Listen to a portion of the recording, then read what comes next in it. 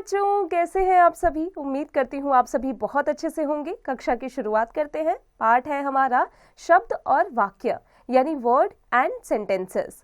बच्चों, पिछले पाठ में आपने स्वर एवं व्यंजन के बारे में जानकारी प्राप्त की। स्वर की मात्राओं का व्यंजन से मेल होने के उपरांत उनके रूप परिवर्तन को भी जाना।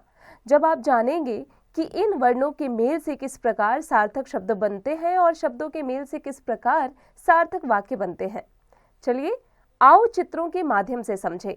म जमा अ जमा छ जमा अ जमा ल जमा बड़ी ई क्या बना? मछली। छ जमा आ जमा त जमा आ बन गया छाता। स जमा बड़ी ऊ जमा र जमा अ जमा ज जमा अ बनता है सूरज।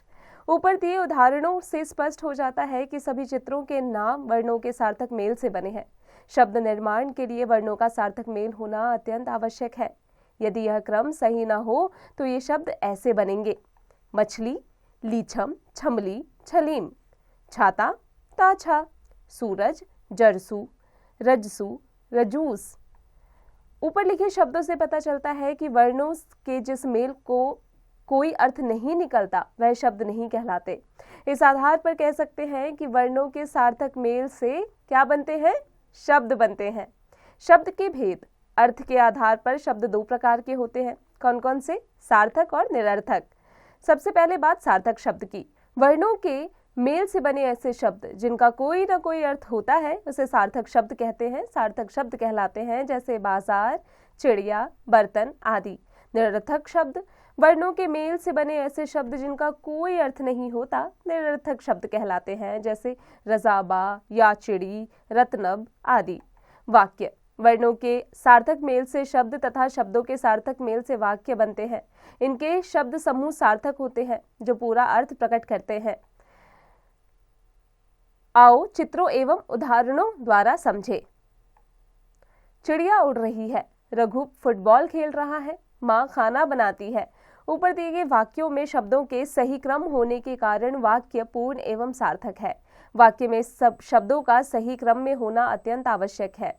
यदि क्रम व्यवस्थित ना हो तो वाक्य बनेगा: रही है उड़ चिड़िया, खेल फुटबॉल रहा है रघु, खाना है माँ बनाती। बच्चों, आपने देखा कि अव्यवस्थित वाक्यों में भी उन्हें सब शब्दों का प्रयोग हुआ है, परंतु सही क्रम न होने के कारण वे अटपटे तथा अर्थहीन लग रहे हैं। वाक्य का अर्थ स्पष्ट नहीं हो पा रहा। अतः कहा जा सकता है शब्दों के सार्थक मेल से वाक्य का निर्माण होता है। वाक्य के अंग। प्रत्येक वाक्य के दो अंग होते हैं, उद्देश्य और विधेय। जिसके बारे में कोई बात कही जाए उसे उद्देश्य कहते हैं और उद्देश्य के बारे में जो कुछ कहा जाए उसे विधेय कहते हैं। जैसे क हिरन, उद्देश्य दौड़ रहा है, विधेय। रचना, उद्देश्य गा रही है, विधेय। इसी प्रकार ऊपर लिखे वाक्यों में हिरन और रचना उद्देश्य हैं तथा दौड़ रहा है और गा रही है विधेय है। कुछ अन्य उदाहरण: पिता उद्देश्य अखबार पढ़ रहे हैं, विधेय।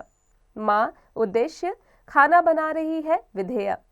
दादी उद्देश्य खाना कहानी सुना रही है, विधेय। घोड़े उद्देश्य दौड़ रहे हैं, विधेय। बच्चों, भाषा में वाक्य का बहुत महत्व होता है। इन्हें वाक्यों के मेल से भाषा बनती है।